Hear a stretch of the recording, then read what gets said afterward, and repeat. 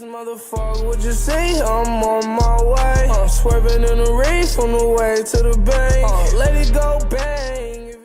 What's up guys, Pleasure George here, back from another video, and today we're at 7,717 trophies, top 528 in the world, currently with 1 day and 8 hours remaining in the season. And it's actually where I'm going to end up, because I don't think I can push to 8k in 1 day, because I've never done that before. The only, it's very rare to have that happen, especially when you're playing like a deck that's not like the best in the meta. Like Logbait is actually struggling a lot in the meta. So I'm going to show you guys some replays.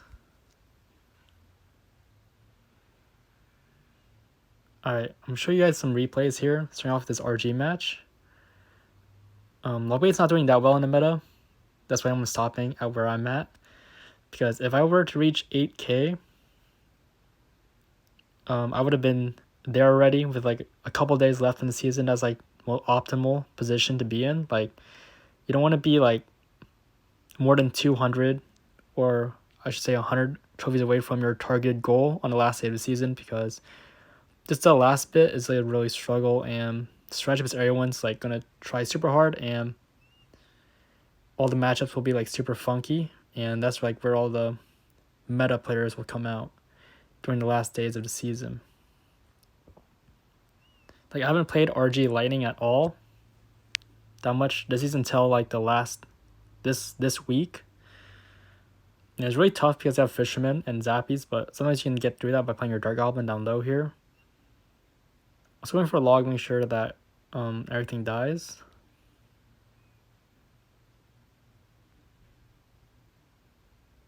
Yeah, that's really bad Mega Minion, so I just go for Skeletons. He still goes with the aggressive Mother Witch, trying to get Hogs, and he does still get one, which is kind of annoying. I believe I just went for Fire Spirit to force out the Tombstone. You always want to do this play if your opponent has Tombstone. This is a really good trade. Like, the Tombstone is like halfway dead already, and you cycle as well. So opponent's gonna go for a log, and he's probably gonna go okay, it does go that in the back, so I go Dark Goblin in the back here.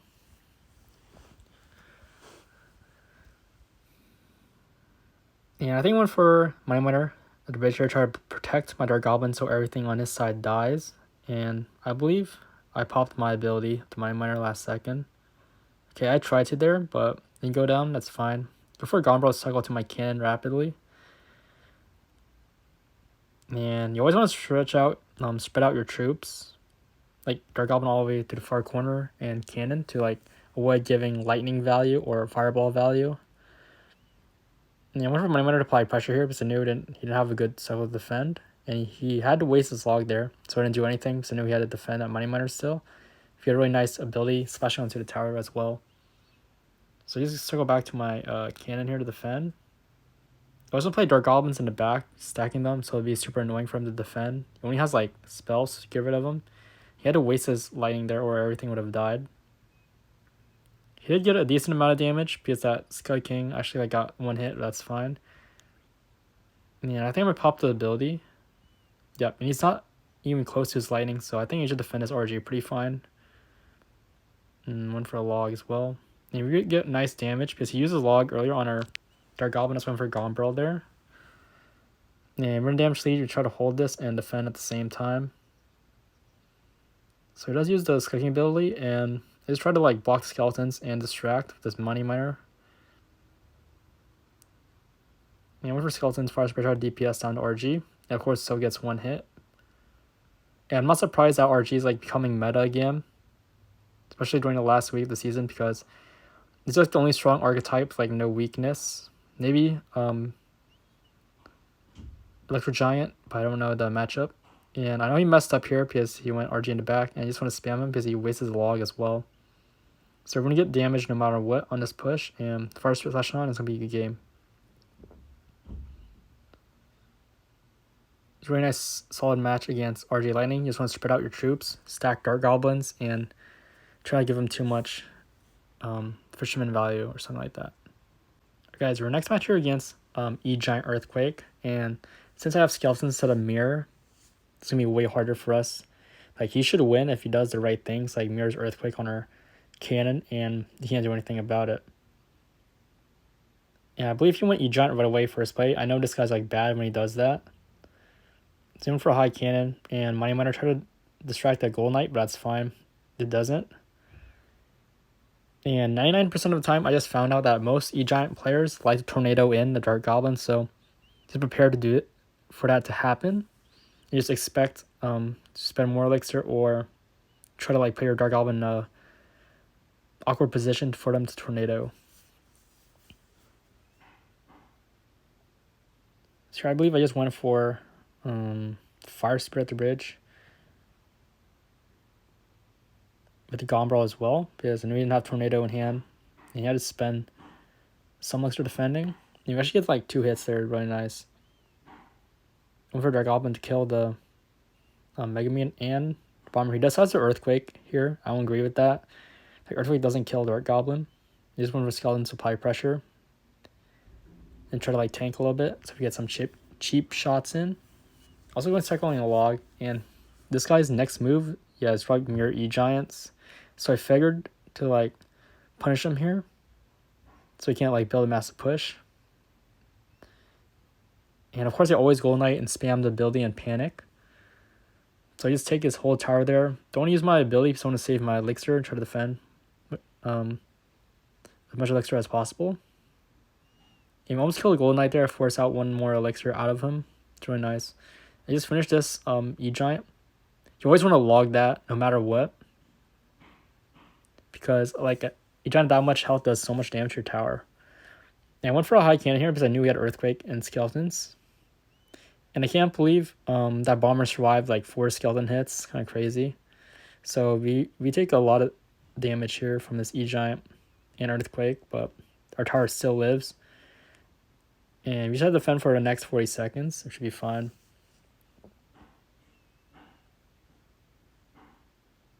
So this guy's not doing a great job of like utilizing his Earthquakes and on my cannon stuff, so that's why he lost. And he decided to go for, I don't know, a weird Golden Knight to snipe that. Like usually they go for E-Giant, but this guy's gonna do it anyways.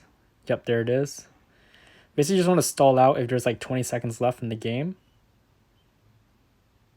You're just gonna cycle cannons like crazy, just pull the E-Giants left and right, and you pretty much can't do anything. And it's an easy game. This goes either way depending on the skill level of the opponent. Most of the time I win these because these players are super bad. Alright guys, hopping into the next match here. And we're up against Bridge Spam with E-barbs and Cannon Carp. So I haven't played this variation in a long time, so I decided to play it safe and play my cannon first instead of my Goblin Barrel. Just wanted him to play more cards. Let's go for Fireball. So for Goblin Barrel here, pressure, and I saw that Heal Spirit, that's why I logged and then played my Skeletons. Really nice positive extra trade defending Cannon Cart and Heal Spirit. Because log and Skeletons does kill Cannon Cart, you just have to be aware of what your opponent plays. So he does go with the Gold Knight, kind of failed there, so we get some nice chip damage. And he went for a high E-Wiz to snipe our Money Miner, thinking he'll do something. It does force out the Dark Goblin, but decides to Fireball it, so he actually spends more elixir to do something. And I pop the ability here to finish off the E-Wiz. And he went for Heal Spirit, I just went for Skeletons to block, don't want to take any unnecessary damage. And this matchup is pretty difficult if your opponent knows what they're doing, spamming Ops lane like super well and building big pushes, but try to pressure with the Fire Spirit and just not give them too much Gold Knight value at the bridge and hitting your tower and stuff like that. So he does a horrible Cannon Cart and E-Wiz. Like he should have like barbarelled the whole thing, and he spent 9 elixir defending 3 elixir, so I don't know why he did that. And E-Wiz unfortunately gets another hit. I thought it didn't because the cannon was like pretty healthy, but it's fine. We have like enough HP to spare, and I'm surprised he didn't start splitting his E-barbs in the back and stuff like that. But that's how they usually win, going both dual lane pressure. For Fire Spirit to pressure for something out. My Miner in the back. It was with the Mother Witch, so I went for Dark Goblin and Rocket the Mother Witch because I knew I needed damage and it would have been super annoying for the Mother Witch to stay alive. And I decided to kite back the Golden Knight, tried to, but failed because it's how broken. Just waited to go for Dark Goblin now, popping the ability in my Miner as well as going for Gone Barrel.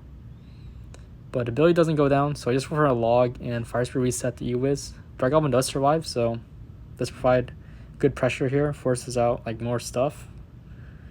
And an awkward hand because Noah went in for a Miner, and it's the first time he played his E-barbs, so didn't expect those. And he was going to use his ability, so I went for Skeletons to pull it away from our weaker tower. I basically just want to play cheap defense here, but I actually got a little scary because him spamming stuff at the bridge is actually really dangerous for us. With the Mara Witch spam, and when you have Skeletons defense, so it got really scary there, so I went for Gone Barrel to pressure and almost choked that game because how broken Mara Witch is. But GG's. Okay, be prepared for a long and intense match and somewhat boring against Giant Graveyard, especially when they have two small spells, a Skeleton Army, and just a champion as well, helped with their cycle. So I saw the log there. It does go Mega Minion in the back, so this Dark Goblin Sandlane help defend it.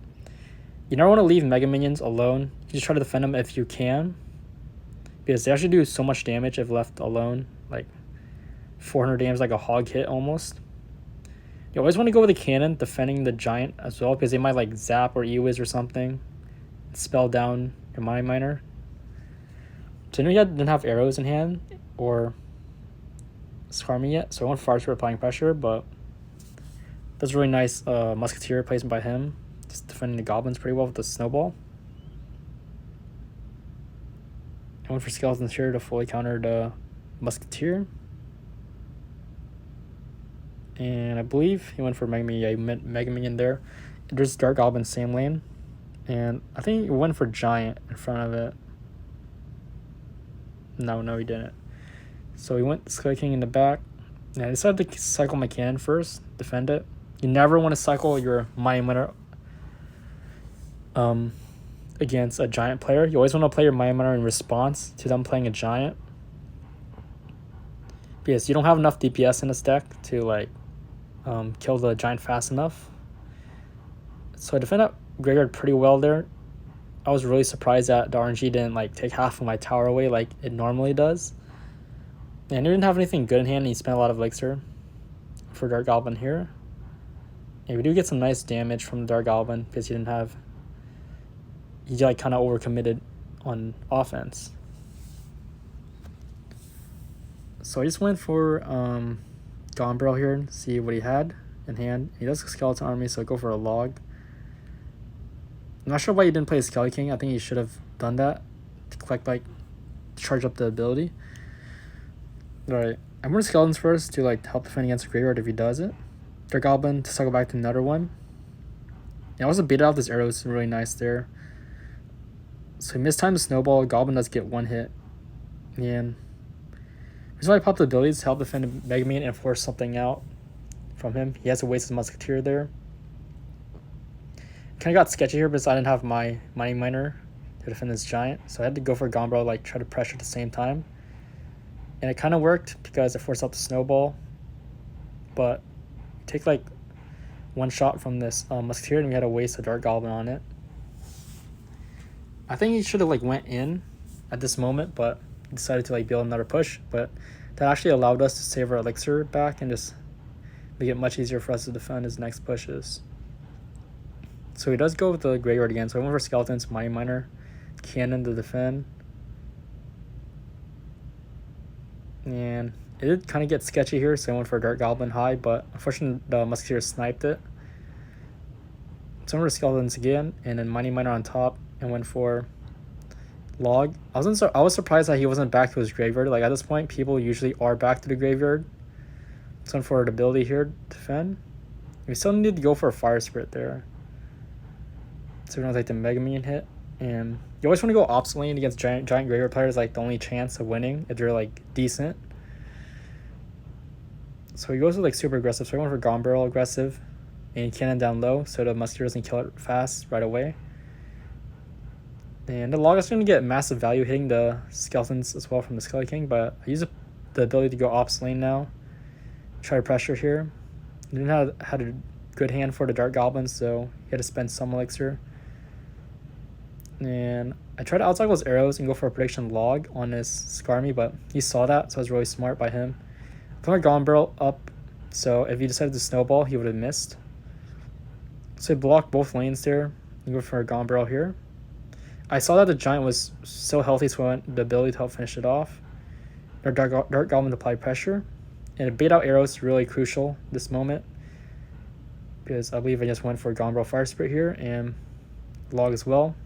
And we just deal a lot of damage to his tower there because he just had to use his arrows on our 2 Dark Goblins earlier. Wasted another set of arrows, so I went for Golem Barrel here. I knew I had a rocket and just prayed that it was enough, and actually was. It was GG. I don't know why he's BMing us thinking that I'm a bad player, but he did have matchup and like choked that. So that was like his fault. Alright guys, we're in our final game here against Pekka Bridge Spam. This matchup is much easier for us when we have skeletons versus mirror, because if you can distract much easier and just defend Pekkas, bandits and rogue ghosts much easier with skeletons. Because if you have mirror and you're against Bridge Spam, it does make awkward hands at times. So for Dark Goblin, my man here to apply pressure, and he didn't have Eva's in hand, so we actually got so much damage. So that kind of felt kind of bad for him. But at the same time, he Pekka's in the back, so I'm not sure why Pekka players do that. They think they'll take your tower out with a Pekka in the back, but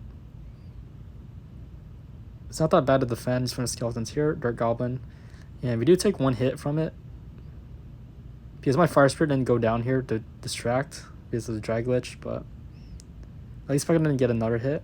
And kind of overcommitted with the bandit there. I think he should have let that go because he's super low in elixir.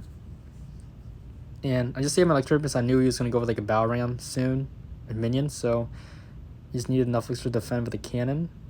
Yep, there's bow ram. Just playing it safe, because if you're up against Bridge Spam, you can just defend and take their tower and just defend the whole game and you can win. Just don't want to be too aggressive. Just play like more passive and more with cautious on the cautious side. So I went for Golem Barrel Fire Spirit here because I thought he was going to Pekka soon, and he actually did. Yeah, we take his whole tower there because he wants to save up to build a big push. You can tell if your opponent decides to go Pekka in the back when they do nothing and like they're saving their elixir. And it's kind of obvious when they do that. So I'm going for Miner here. And the beauty of this is I pop the ability and it kills the minions. It's so satisfying. Especially when your opponent has Minion Horde. And going against Minion Horde decks, the Money Miner just helps so much. Because they can't like arrow your princess. Or use a miner to block the princess. But when you have a Money Miner bomb. Anyways. It's just clean up at this point with like 30 seconds left. I don't want to play that perfect. I just want to make sure no rogue ghost like actually locks too long for on our tower. So just went for a log to reset it. Cannon, Money Miner knew that if your opponent has minions version, he's not playing Magic Archer, so you don't have to be worried about the Magic Archer. And the poison version is like actually bad for him because he can't kill our Goblin Barrel right away if he had a Fireball instead. So yeah, it's be a really nice game. Hope you enjoyed this video, and couldn't really get AK this season because there's 1 day left and I'm not gonna risk it. Hope you guys enjoyed the video. Make sure you like and subscribe, and see you guys later. And hopefully the E-Giant meta just hopefully returns back to normal after the balance changes. Just gotta pray for that. And make sure you like and subscribe. Comment down below what your favorite part of the video was. Bye guys.